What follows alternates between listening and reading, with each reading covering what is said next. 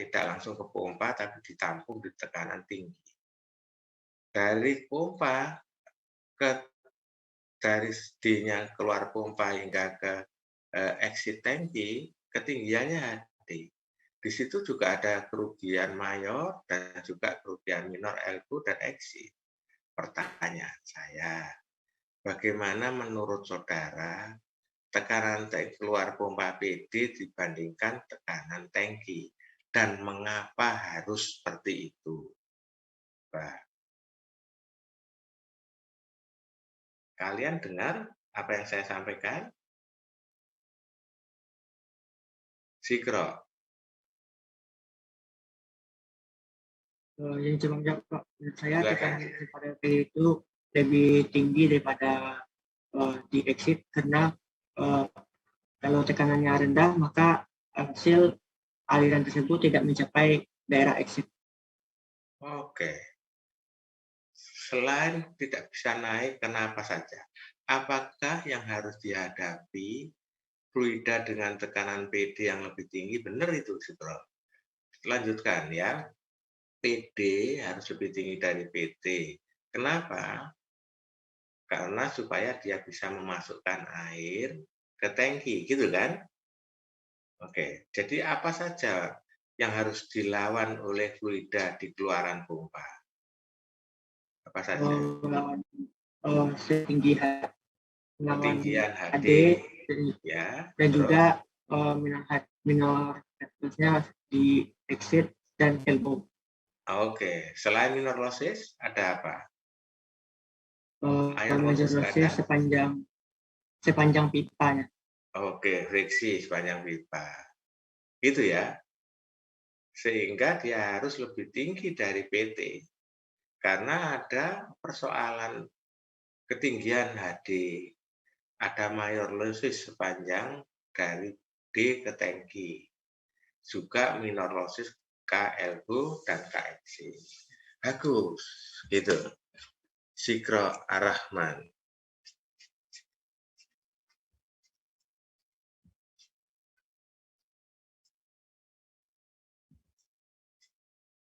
Oke.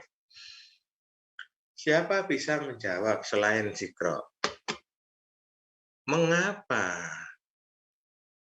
pompa harus membuat PS, ya? Kenapa tekanan PS yang ada masuk pompa itu lebih kecil dibuat daripada tekanan sumur reservoir VSR?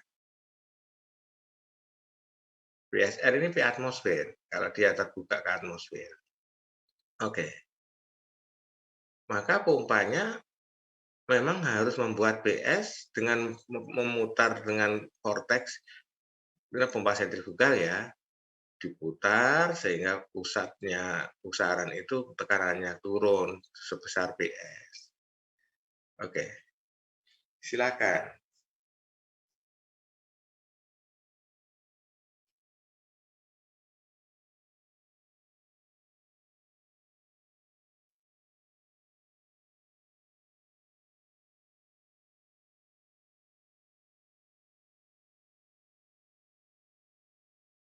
Halo?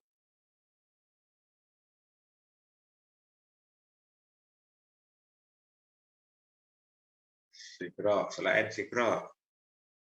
Yang lain. Wilsdan. Gimana Wilsdan? Silakan. Oke, jadi lebih besar mana PS dibanding PSR? Lebih besar? Oke. Kenapa dia bisa turun ke PS? Pompanya yang bikin PS rendah, ya kan? Supaya apa PS-nya bisa diturunkan rendah? Supaya apa? Supaya apa? PS dibikin lebih rendah dari PSR. Untuk bisa naik setinggi HS. Tadi sudah jawab itu loh, Wilson. Selain itu,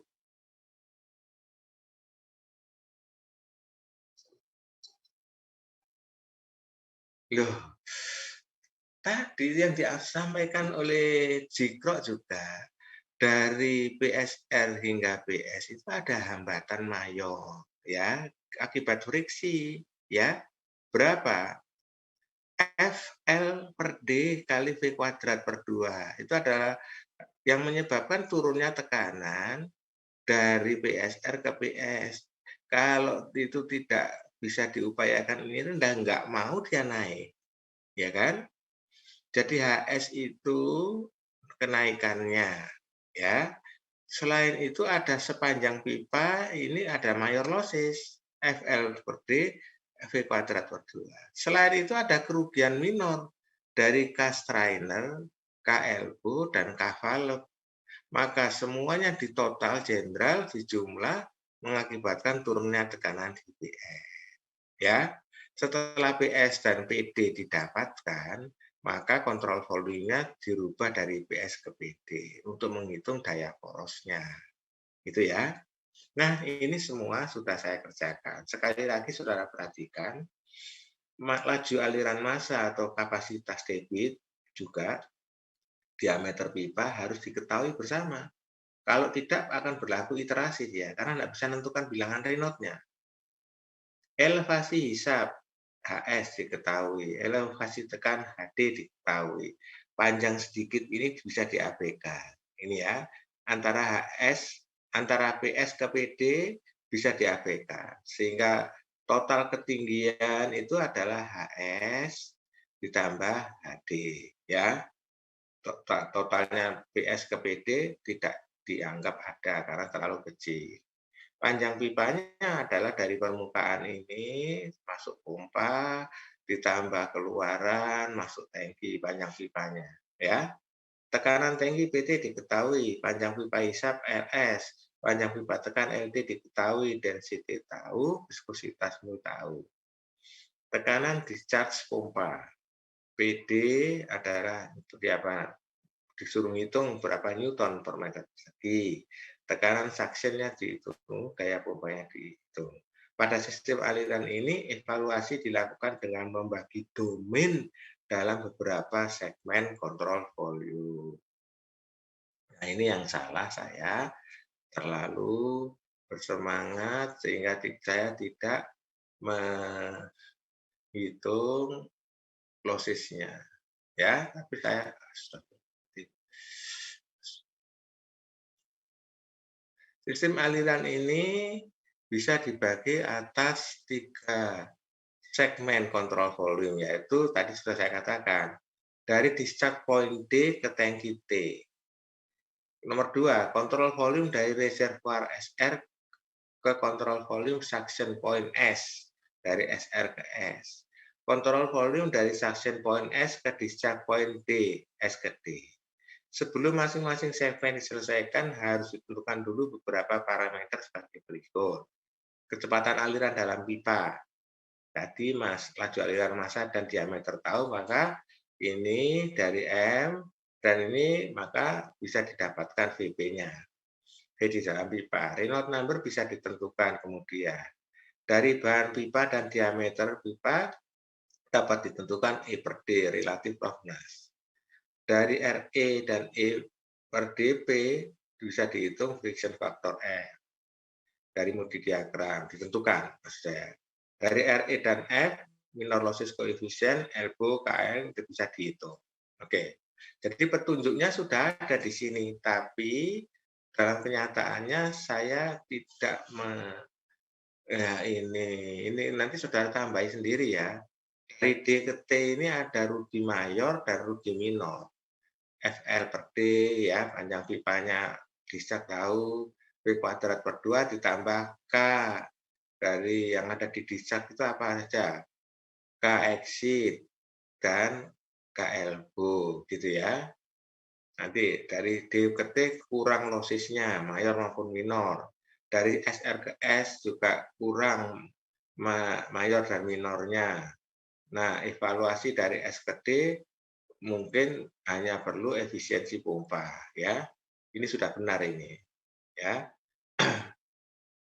Maka daya pompanya bisa dihitung. Jangan lupa kalau menghitung daya pompa jangan dihilangkan M-nya.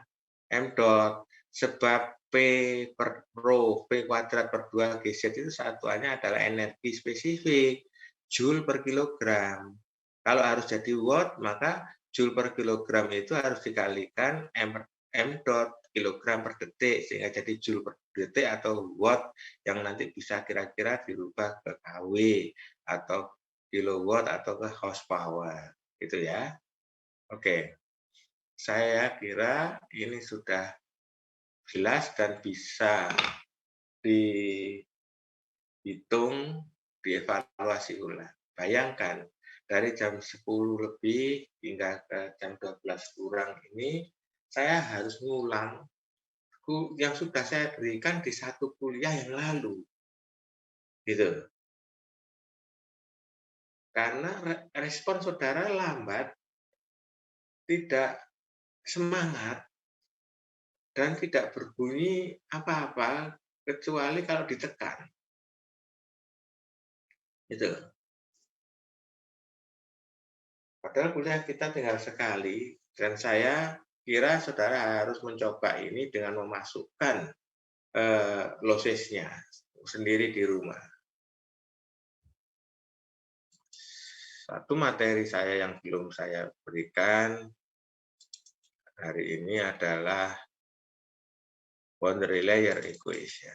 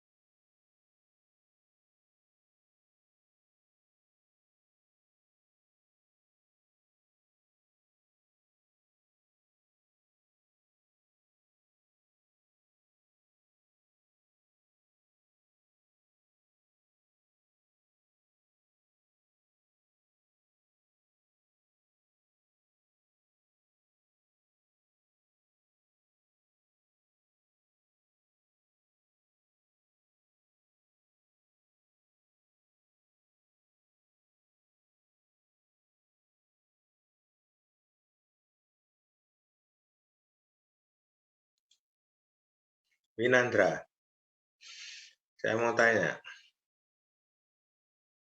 apakah saudara sudah dapatkan materi ini? Dapat saya ceknya. Belum, Bapak.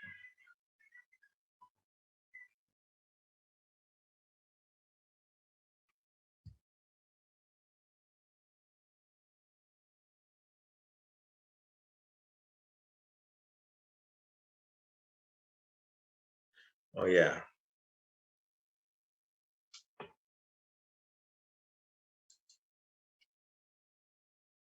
Oke. Nah, aliran viskus berikutnya yang akan kita bahas adalah bukan aliran internal. Selama ini kita banyak berkaitan dengan model-model aliran internal. Yang akan kita bahas berikut ini, mau tidak mau, selesai tidak selesai, harus diselesaikan minggu depan.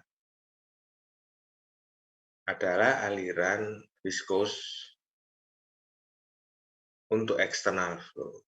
Sebagai contoh aliran viskus untuk external flow adalah aliran melintasi flat plate. Kenapa disebut external flow?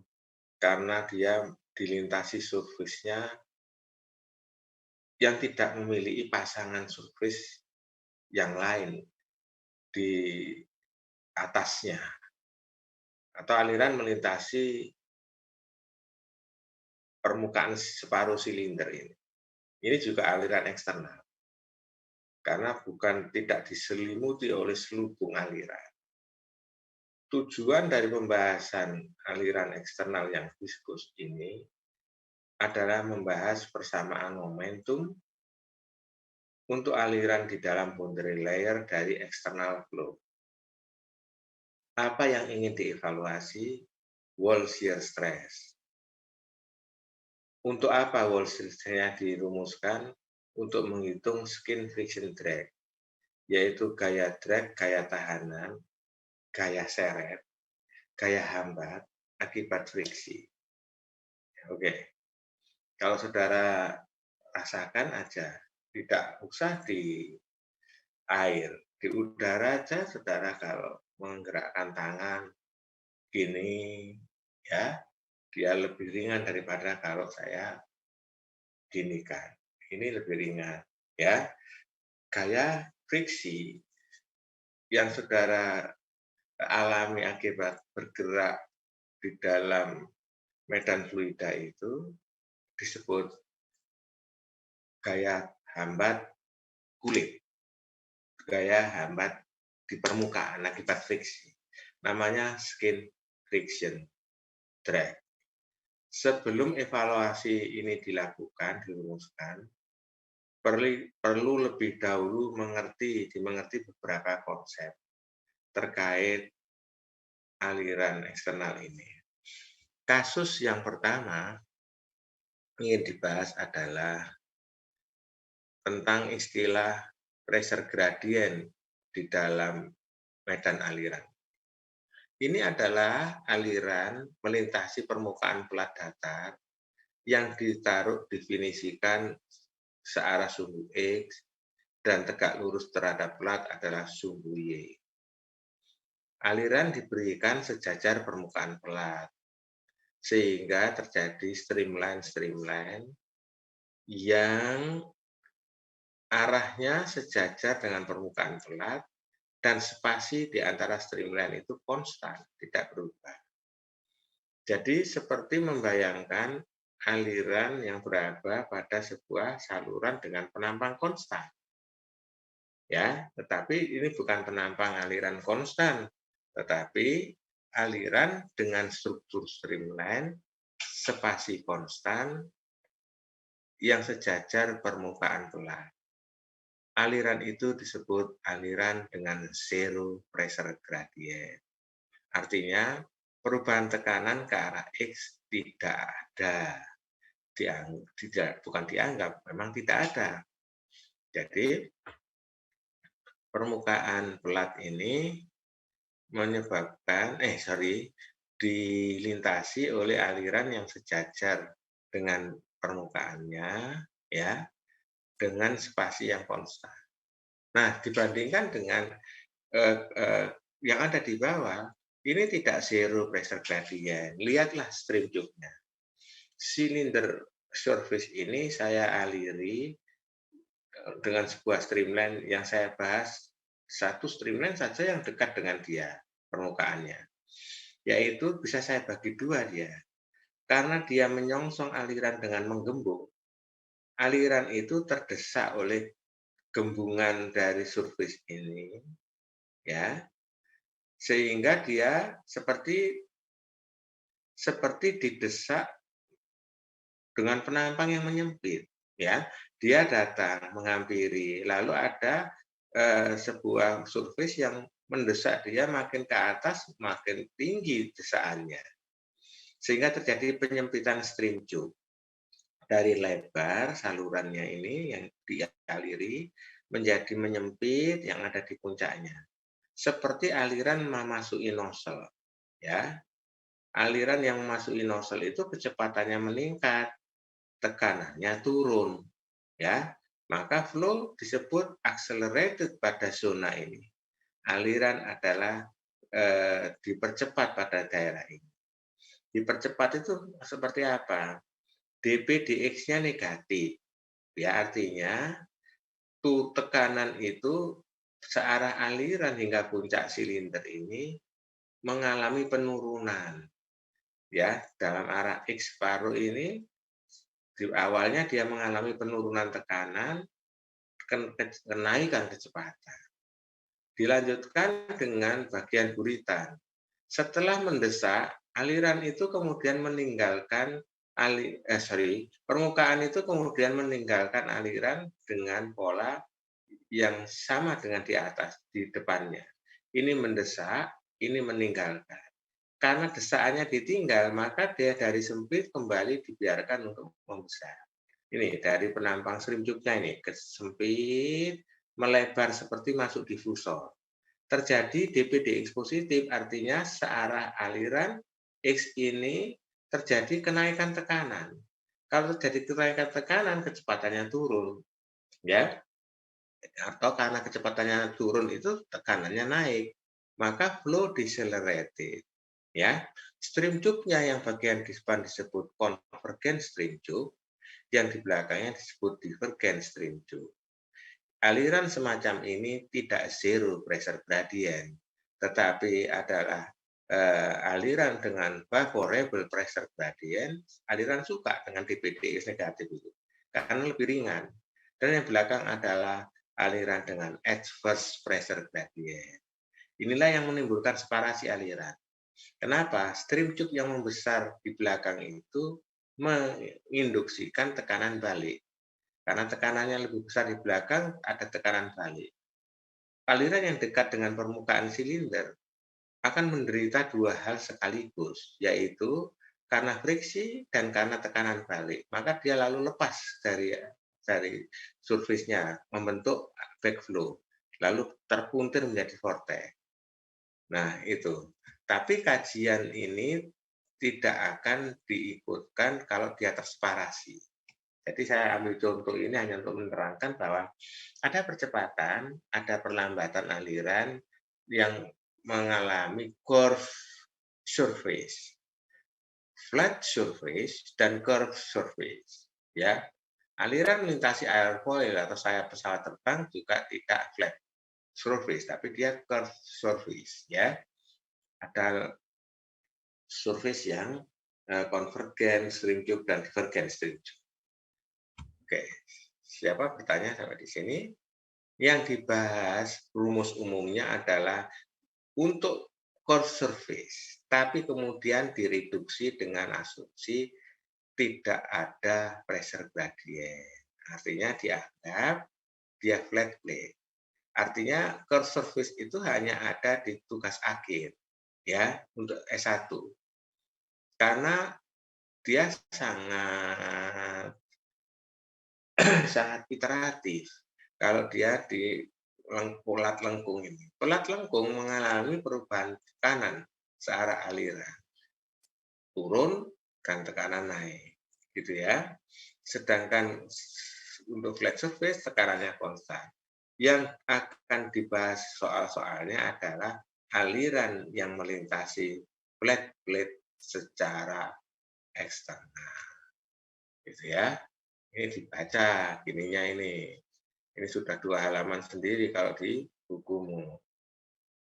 Nah,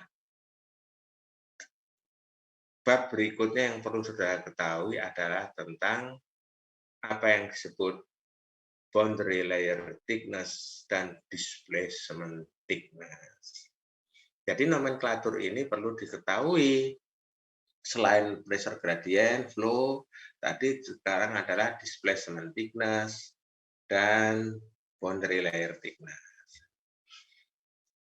Ini saya memiliki flat plate yang dialiri karena viscous timbul boundary layer, lapis batas. Boundary layer itu bukan garis titik-titik ini. Garis titik-titik ini disebut boundary layer edge atau sisi boundary layer.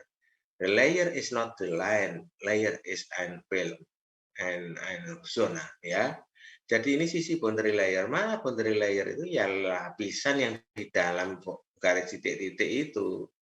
Di luar garis titik-titik ini di atasnya aliran invisit bebas gesekan. Antara garis titik-titik itu ke pelat permukaan pelat dia disebut boundary layer. Boundary layer atau shear layer atau viscous layer, ya. Jadi ini aliran viscous yang di dalam, yang ini adalah boundary apakah inviscid flow, ya, viscous flow, inviscid flow. Nah, saya ingin mencoba menerangkan kepada saudara. Coba gambarkan profil kecepatan pada sebuah X tertentu. Mana? Coba lihat kursor saya. Di sini. Baik, setelah ada di situ, tariklah garis vertikal ke atas, memotong sisi boundary layer. Ya, maka disitulah orang mendefinisikan adanya tebal boundary layer yang disebut sebagai boundary layer thickness delta. Oke, tahu ya? Jadi tidak di sini ngitungnya, tapi di perpotongannya antara garis yang tegak lurus dengan sisi boundary layer itu disebut boundary layer thickness. Nah, di atas titik itu, saudara lihat profil kecepatan adalah seragam, serba sama, uniform. Oke ya. Sedangkan makin ke bawah, dia akan mengalami penurunan tekanan, ya, sesuai dengan sifatnya, laminarkah atau turbulen dengan intensitas yang berbeda-beda. Intinya, karena efek viskus atau menyebabkan gesekan itu, dia mengalami penurunan kecepatan dan tepat benar di permukaan pelat, kecepatannya sama dengan 0. Daerah di dalam boundary layer, kecepatannya disebut U kecil, inside boundary layer velocity. Berarti ini adalah kecepatan aliran viskus di dalam boundary layer. Sedangkan di luar boundary layer, yaitu di atas sana, itu adalah outside boundary layer velocity. Inviscid velocity dari inviscid dari velocity dari inviscid flow. Yang di dalam adalah velocity dari viscous flow di dalam boundary layer. Oke. Nah, siapa yang bertanya tentang ini? Nah, selain displacement thickness, selain boundary layer thickness delta, kita kenal apa yang disebut displacement thickness, yaitu delta dikasih tanda star. Bentar.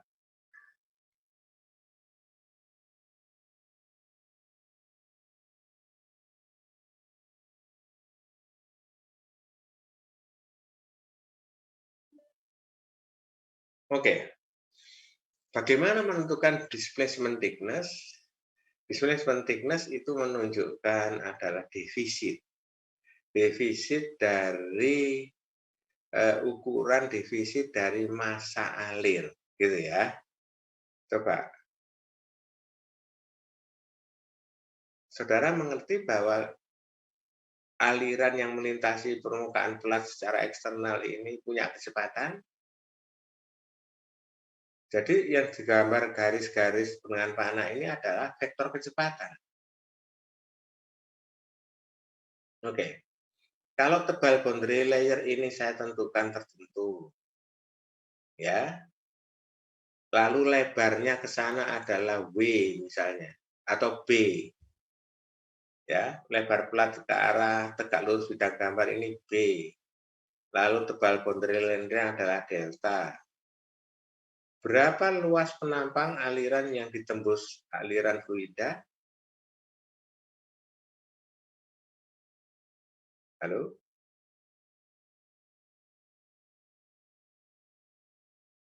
Sudah jelas. Saudara itu tidak ada di sini. Saudara pasti sedang tidak kuliah ini. Setiap kali saya coba dengan bertanya seperti itu, enggak satu pun. Pertanyaan itu saya coba mudah gitu, saya gitu.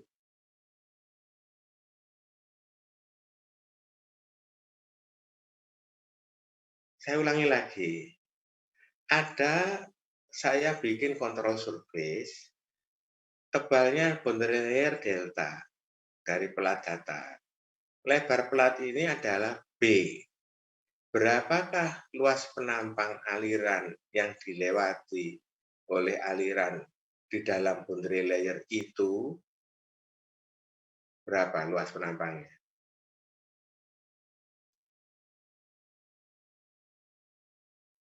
B kali delta.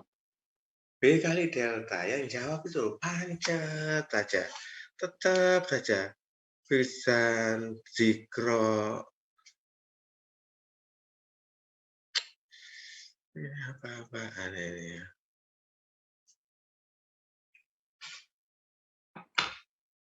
Sebentar, saya mau tanya ya. Hari ini saudara apa dapat tugas gitu dari mata kuliah lainnya?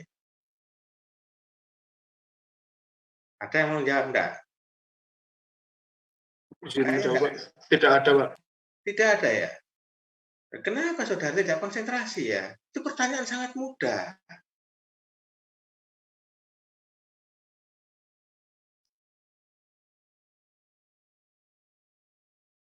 Semangat yang saya berikan itu tidak saudara berikan ke saya secara sama. Saudara males kuliah ini.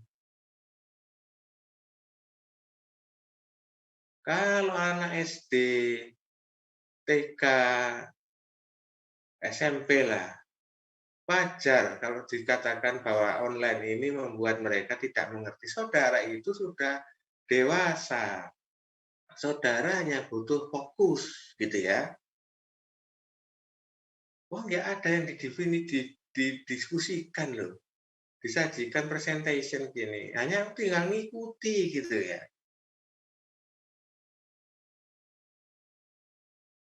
Berarti saudara kalau tidak dilihat ya nggak niat. Saudara maunya ada di ruangan yang diamati, dikontrol gitu.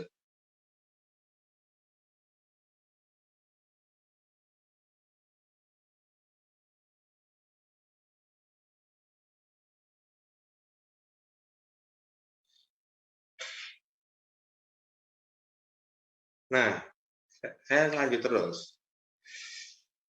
Nah, sebenarnya malas gitu kan ngajar di kelas ini. Sungguh saya kecewa sekali.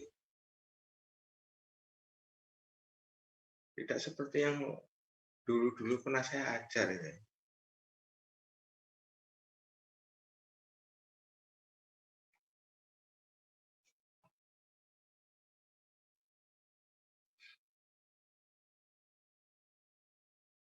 Ada penampang dengan luas penampang delta kali B. Katanya Sigro yang ditembus aliran. Nah, sekarang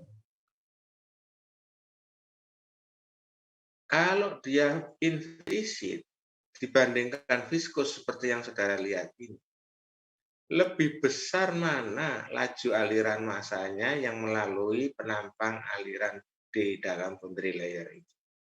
Tadi penampang alirannya delta kali B. M dotnya adalah rho dikalikan kecepatan dikalikan luas penampang.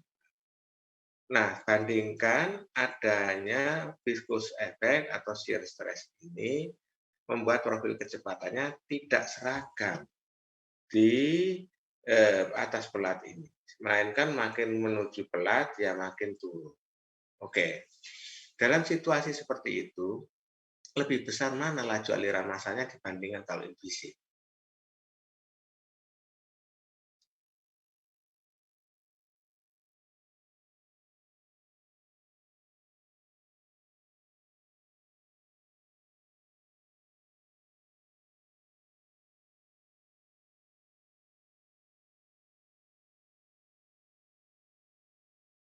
Halo?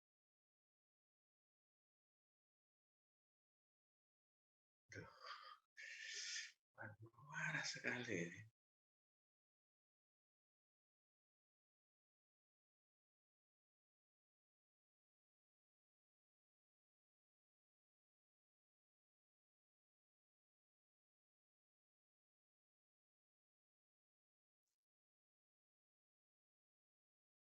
Halo?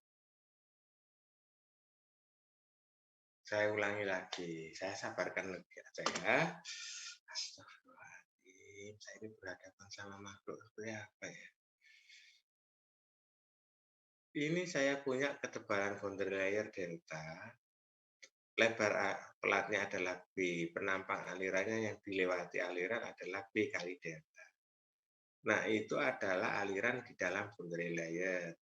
Kalau kemudian saya hitung laju aliran masanya, dibandingkan yang invisit dengan viskus seperti ini, mana yang lebih besar laju aliran masanya dan mengapa? Nggak bisa jawab. Besar invisit, Pak. Kenapa sih, Bro? Karena kan yang viskos ini menyebabkan defisit mata aliran. Kalau dia semakin kecil, maka lebih kecepatan itu semakin besar dan laju aliran massa itu semakin besar. Oke. Oke. Makasih, Bro. Berarti dia dibandingkan dengan kalau profilnya ini anggendekan yang kanan itu saya tarik terus serba sama, tentu tidak boleh seperti itu. Sebab kenyataannya dia tidak seragam serba sama kecepatannya. Ada defisit area yang mana ini merupakan defisit laju aliran massa. Oke. Oleh karena itu, agar dia didapatkan sebuah rumusan untuk ukuran defisit aliran massa delta star ini, kita akan mencoba menarik dari atas ke bawah dengan harga kecepatan yang sama, tapi yang bawahnya dihapus. Ngerti maksudnya? Sehingga kita dapatkan apa yang disebut delta star ini. Yang A adalah actual, yang B hipotetik. Apakah yang terjadi pada kondisi aktual? Yaitu M dot adalah sama dengan 0 sampai tak berhingga, 0 sampai dengan tak berhingga, rho U B D Y. Oke. M dot adalah 0 sampai tak berhingga, rho U B D Y, ya kan? Apakah yang terjadi? M dot ini untuk yang aktual adalah rho. Laju aliran massa itu kan rho kalikan kecepatan kalikan dA kan, rho VdA kan, integral, yaitu A-nya adalah B kali dy, karena setiap dy yang ada di sini kali B itu adalah dA-nya. Oke. Strip dy kali B adalah dA-nya. Ya. Lalu diintegrasi dari batas mana? Dari 0 sampai tak berhingga.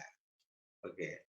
Sementara yang B itu adalah rho kali U besar. Mengapa U besar? Karena dianggap semula dia invisit semua, serba sama, tidak ada gesekan. Rho U BDY juga rho BDA. Tetapi bukan dari 0 sampai tak berhingga, tetapi dari delta star sampai tak berhingga. Dengan begitu orang pasti bisa menyamakan M dot di kasus A dengan M dot di kasus B untuk mendapatkan delta starnya. Oke ya. Jadi ini dianggap invisit, tapi kalau invisit jangan sampai bawah ya. Harus ada yang dikosongkan. Kosongnya ini menandakan di ukuran defisit laju massa, tapi bukan dalam kilogram per detik, tetapi dalam displacement thickness. Namanya thickness ya dalam meter, senti, mili gitu ya. Oke. MA dot sama dengan MB dot. Ini adalah tadi yang M dot A, ini adalah M dot B ya. Oke.